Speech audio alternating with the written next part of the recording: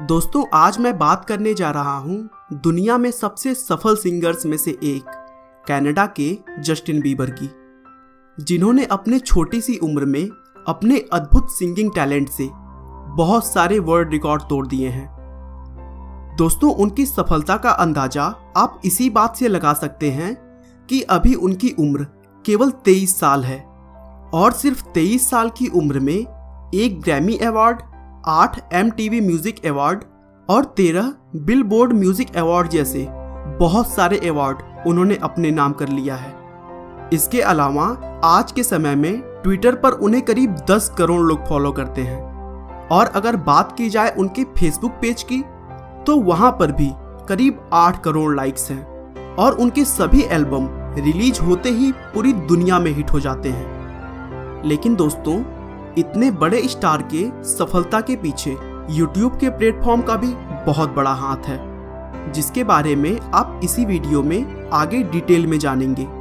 लेकिन उससे पहले चलिए इस कैनेडियन स्टार के बारे में हम शुरू से जानते हैं। जस्टिन ड्रू बीबर का जन्म 1 मार्च 1994 को लंदन के ओंटारियो शहर में हुआ था। उनकी मां का नाम पैट्रिसिया और पिता का नाम जेरेमी बीबर है, जिन्होंने कभी भी एक दूसरे से शादी नहीं की थी, लेकिन वे जस्टिन को एक अच्छी लाइफ देने के लिए हमेशा एक दूसरे के करीबी बने रहे। जस्टिन को शुरू से ही म्यूजिक में काफी इंटरेस्ट था, जिसकी वजह से उन्होंने अपने बचपन से ही पियानो, गिटार और ड्रम सीखना शुरू कर दिया था। उनके लगन को देखते हुए उनकी मां ने भी उनका पूरा सपोर्ट किया और सिर्फ 12 साल की उम्र में स्ट्रेटफोर्ड के एक लोकल सिंगिंग कंपटीशन में पार्टिसिपेट करवाया, जहां जस्टिन ने अमेरिकी सिंगर ने-यो का सो सिक गाना गाया था और उस कंपटीशन में उनकी सिंगिंग इतनी जबरदस्त थी कि अपने से कहीं बड़े कंपटीटर्स को बीट करते हुए वे सेकंड विनर बने और फिर धीरे धीरे वे अपने एरिया में अपने सिंगिंग को लेकर फेमस होने लगे, जिसके बाद उन्होंने बहुत सारे स्टेज शोज में भी परफॉर्म करना शुरू कर दिया। जस्टिन के हर परफॉर्मेंस को उनकी मां कैमरे में रिकॉर्ड करती थी और अपने फ्रेंड्स और फैमिली को दिखाने के लिए YouTube पर अपलोड कर देती थी। लेकिन देखते ही देखते उनके गाए हुए गाने पूरे देश में बहुत पसंद किए जाने लगे और उसी समय स्कूटर ब्राउन अपने एक एल्बम के लिए सिंगर की तलाश में थे। तभी उन्होंने जस्टिन का गाया हुआ गाना YouTube पर देखा और इस छोटे बच्चे के आवाज से काफी प्रभावित हुए, जिसके बाद उन्होंने जस्टिन के घर पर उनकी मां से फोन पर बात किया और एक एल्बम में जस्टिन से सिंगिंग की इच्छा जताई। पैट्रिसिया इस कॉल से मानो खुशी से पागल हुई जा रही थी, लेकिन इस बात का उन्हें यकीन नहीं हो रहा था। उन्हें लगा कि यह कॉल शायद कोई फ्रॉड कॉल था, इसीलिए उन्होंने फिर से कंफर्म किया और पता चला कि ब्राउन सच में जस्टिन से अपने एल्बम में सिंगिंग करवाना चाहते हैं।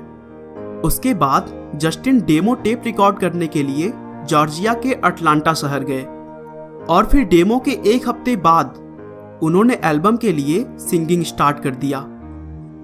जस्टिन के डेब्यू एल्बम रिकॉर्डिंग के बीच में ही उनका पहला गाना 2009 में वन टाइम एक रेडियो स्टेशन पर रिलीज किया गया और इस सॉन्ग ने रिलीज होने के एक हफ्ते के अंदर ही सभी रिकॉर्ड्स तोड़ डाले और कनाडा के हॉट 100 सॉन्ग्स में 12वें नंबर पर अपनी जगह बना ली। इस गाने को कनाडा में प्लेटिनम और ऑस्ट्रेलिया, न्यूजीलैंड तथा अमेरिका में गोल्ड से सर्टिफाइड किया गया। 19 मार्च 2010 को जस्टिन का पहला full studio album my world 2.0 release किया गया, जिसके बहुत सारे गाने बिलबोर्ड के हॉट 100 में शामिल हो गए और इसी एल्बम का बेबी सॉन्ग पूरे विश्व में हिट हो गया। बस यहीं से जस्टिन बीबर ने कभी भी पीछे मुड़कर नहीं देखा और अपने खेलने कूदने वाले दिनों में वे बड़े बड़े वर्ल्ड रिकॉर्ड बनाते रहे। जस्टिन द्वारा गाया हुआ बेबी सॉन्ग कई सालों तक YouTube पर सबसे ज्यादा देखे जाने वाला सॉन्ग रहा, लेकिन गंगनम स्टाइल सॉन्ग के आने के बाद यह गाना अब दूसरे नंबर पर खिसक गया है। जस्टिन को Grammy award for best dance recording 2016 where are you now song के लिए दिया गया। इसके अलावा उन्होंने MTV यूरोप म्यूजिक अवार्ड भी 8 बार जीता है। दोस्तों बता दूं, इस समय जस्टिन बीबर पहली बार भारत दौरे पर हैं और वे मुंबई में इंडियन फैंस के बीच 10 मई को परफॉर्म करने वाले हैं। दोस्तों मुझे उम्मीद है कि जस्टिन की लाइफ स्टोरी आपको जरूर पसंद आई होगी। आपका बहुमूल्य समय देने के लिए बहुत बहुत धन्यवाद। इस वीडियो को लाइक करके आप हमारा मनोबल बढ़ा सकते हैं। दोस्तों अगर आप हमारे वीडियो को मिस नहीं करना चाहते तो कृपया चैनल को सब्सक्राइब कर लें। आपको यह कहानी कैसी लगी हमें कमेंट करके जरूर बताएं। धन्यवाद।